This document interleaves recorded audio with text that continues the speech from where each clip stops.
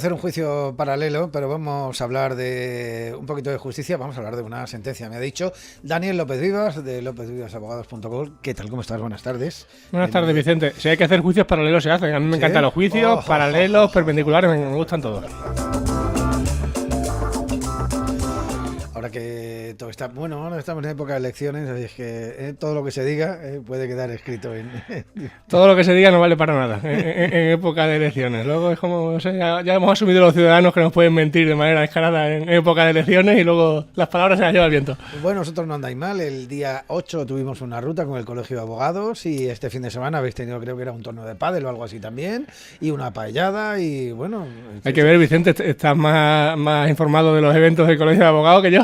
Bueno, es verdad que una de las cosas que se nota con la llegada de Juanjo, el nuevo presidente del colegio, el decano del colegio de abogados, es bueno que sí, que sea activo en redes sociales, que lo cuenta y que están organizando. No sé si más o menos que antes, pero al menos nos llega la información. Sí, es verdad, parece que hay movimiento, eso es cierto, eso es cierto. Está bien, porque eso hace piña también, tú lo sabes, ¿no? Que en los clubes y esto de vez en cuando nos gusta el club, en colegios, etcétera, ¿no? De vez en cuando hacer cosas que no sean las meramente oficiales de reuniones, congresos, cursos, etcétera. Sí, hombre, yo a muchos compañeros no los he conocido en un juicio, sino en estos temas, claro, cuando quedas a comer o sales por ahí o hay alguna convivencia, como tú dices, deportiva, en fin, ahí es como cuando se hace piña realmente. Me alegro. Bueno, vamos a hablar de una sentencia, cuéntame.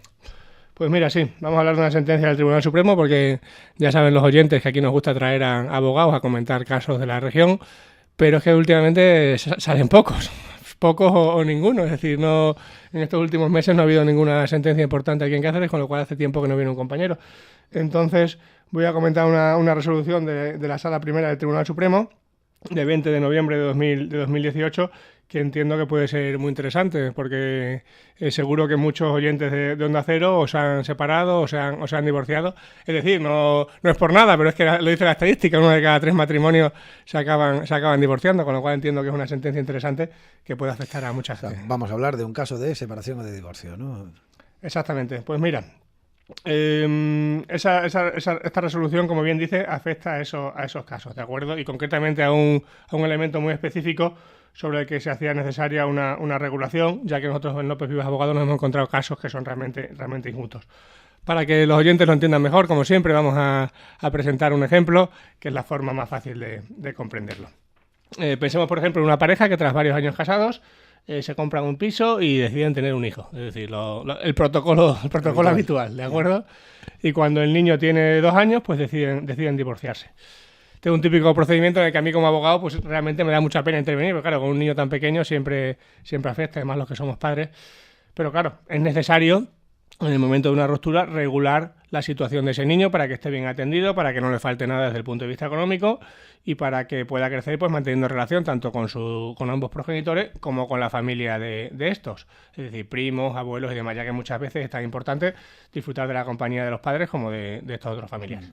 Pues bien, volviendo al ejemplo, pensemos que una familia con un niño de 2 años, al ser todavía bastante pequeño, lo va a tener difícil para obtener una custodia compartida. Una custodia compartida, recordamos que es el tipo de custodia en el que ambos progenitores pasan el mismo tiempo con el niño. Es decir, lo habitual es una semana cada uno, ¿de acuerdo? Viviendo en casa de cada uno de ellos, de cada uno de los padres, y vacaciones por la mitad. Eso es una custodia compartida. Ya digo, con un niño de 2 años es difícil que esa custodia compartida se dé en los primeros años, con lo cual lo normal es que fuera la madre quien tuviera la custodia al menos esos primeros años. Y al padre se le diera un régimen de visitas para ver al niño, que habitualmente suelen ser fines de semana alternos, en el que puede llevárselo a dormir a su casa, y un par de tardes entre semanas en las que puede visitarlo, pero no puede dormir con él. Esto en lo personal, ¿no? Que es el niño que está por medio. En lo material, ¿qué pasaría con la casa? Pues ahí está precisamente el quid de la cuestión que trata esta sentencia, porque en todo caso siempre se le va a adjudicar el uso de la casa al cónyuge que se quede con la custodia del niño, ¿de acuerdo? Eso es así. En el derecho de familia siempre se busca el interés superior del menor y es el que tiene que estar cuidado. Hay que pensar que en el caso del ejemplo, eso no quiere decir, es decir, que se le adjudique la casa a la mujer, no quiere decir que el marido pierda la propiedad de la casa, sino que simplemente no podría usarla ni tampoco venderla hasta como poco el momento en el que ese niño alcanzará la mayoría de edad.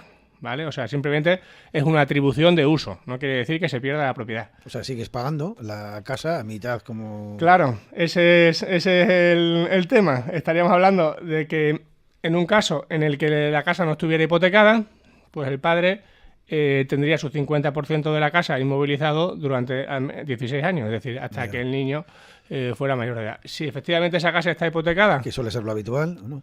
Efectivamente, suele ser lo habitual. La situación todavía es mucho más gravosa porque, claro, estamos hablando de que no solamente tiene ese 50% de la casa inmovilizado durante 16 años, obviamente tampoco se va a poder echar al niño a la calle, como es lógico, sino que se vería obligado a pagar el 50% de la hipoteca. Es decir, estamos hablando de que tendría que pagar el 50% de la hipoteca de una casa en la que no está viviendo, que sí, en la que está viviendo su hijo, pero bueno, ya sabemos que todo eso puede llevar conlleva mucho tipo de susceptibilidades.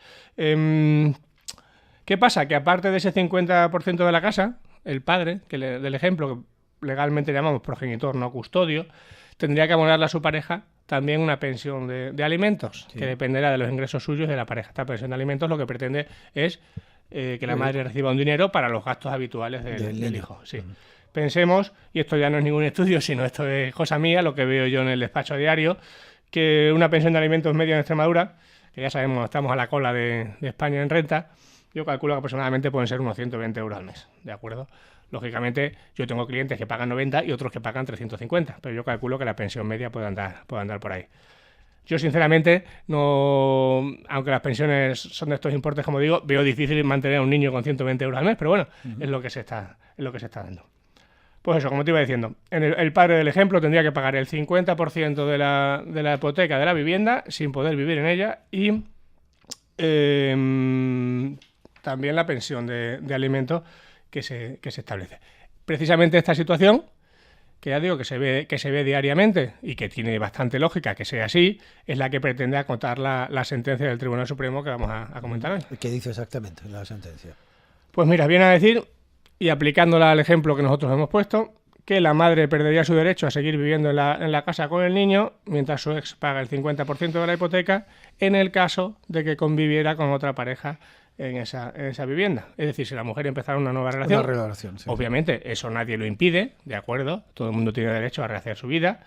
Pero lo que dice la sentencia es que si esa nueva relación se traslada a una convivencia y esa convivencia se lleva a cabo en el domicilio familiar, la madre pierde el derecho a seguir viviendo allí pagando solamente el 50% de la hipoteca. Porque claro, el otro 50% lo estaba pagando su exmarido. Lo que dice es eso, que se dejaría de considerar el hogar familiar y, por tanto, cabría la posibilidad de vender esa vivienda en ese momento. Es decir, no haría falta esperar a que el niño cumpliera la mayoría de edad, sino que se podría hacer en ese momento. Eso es lo que dice la sentencia. Es verdad que esto ha habido un caso que un señor, una persona divorciado, ¿no? Dijo, oye, no voy a seguir pagando la casa porque ya ha iniciado una relación nueva, está viviendo en esa misma casa que yo estoy pagando con otra persona. Claro, imagino que se vería un poco desfavorecido. Pregunta de millón, ¿solo pueden ser afectados o beneficiados de esta sentencia los que se divorcian a partir de ahora? ¿O...? No, a ver, cualquier persona que esté divorciada o separada con hijos y que se encuentre en esta situación, es decir, que esté pagando la casa de la expareja y allí esta persona esté residiendo con otra nueva, puede solicitarlo a través de una modificación de medida. Obviamente hay que probar que esa convivencia en el hogar familiar existe, sí. ¿De acuerdo? Y que se ha desarrollado durante cierto tiempo. Es decir, no basta que una persona vaya a pasar el fin de semana o una noche en la casa. Entendemos que debe ser de una manera continuada. ¿Durante cuánto tiempo? ¿No se marca? A ver, ahí está el problema. Siempre nos pasa con las sentencias del Tribunal Supremo, ¿de acuerdo? Las sentencias no son leyes. Esto parece muy obvio decirlo, pero ¿qué quiere decir? ¿Qué quiero decir con esta frase? Cuando se hace una ley, se pretende regular todos los posibles casos concretos que se puedan ver afectados.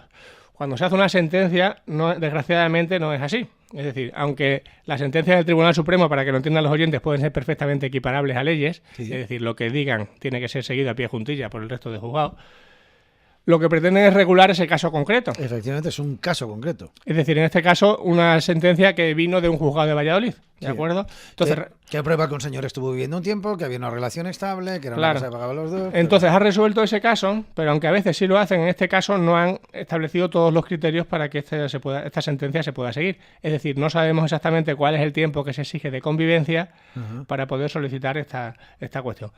¿Qué pasa? Pues lo que pasa siempre. Ahora los juzgados de familia de toda España empezarán a interpretar esta sentencia del Supremo y ahí ya dirán, pues es necesario un año, es necesario que hayan convivido 6 meses. Solo son amigos, no vale. Claro. A ver, si lo que me gustaría dejar claro es que el derecho de esa persona a establecer una nueva relación, eso no se toca. Sí. ¿De acuerdo? Es decir, la sentencia solamente se mete en las consecuencias patrimoniales que tiene que esa nueva pareja entre a vivir en la casa. Sí. Ya digo, si esa persona mantiene una relación y cada uno convive en su domicilio, no hay absolutamente ningún problema. Y ni el Tribunal Supremo ni nadie puede decir nada al respecto. Que obviamente tiene que ser así. Sí.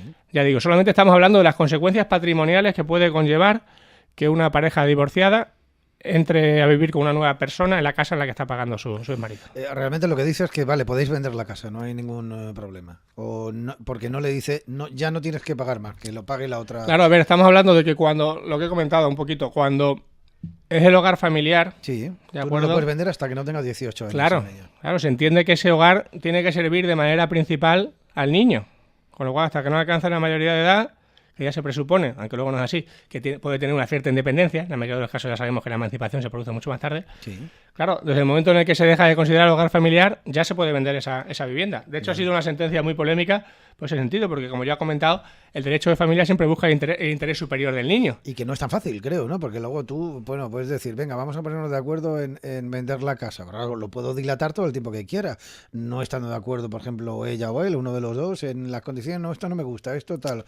Claro, tú puedes ir dilatándolo todo el tiempo que quieras. Sí, bueno, a ver, legalmente es así, pero el instrumento, la ley establece tiene un instrumento que se llama la división judicial de cosa común para evitar estos casos. Es decir, el Código Civil dice que ningún propietario está obligado a permanecer en copropiedad. Ya. Con lo cual, si tú tienes una vivienda al 50% con tu expareja y como tú dices, ella está o él están dilatando de manera indeterminada la venta, puedes acudir al juzgado y si no hay acuerdo, la casa sale a subasta pública.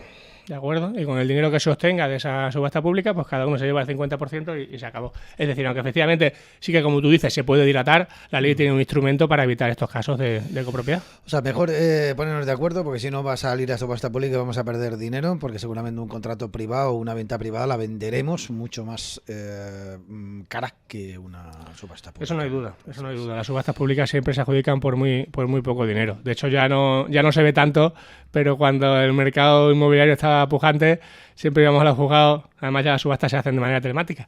Siempre estaba la figura del subastero, que era esta persona que intentaba comprar los inmuebles por lo menos posible para luego revenderlos, incluso el nuevo propietario iba ya a la subasta a firmar, en fin, unas cosas un poco extrañas, pero que sí que es cierto que sucedían. Ya digo, actualmente las subastas se hacen de manera telemática a través de la página del Ministerio de Justicia, con lo cual toda esa picardía que veíamos en los juzgados, ya cada uno hará la picardía de su casa.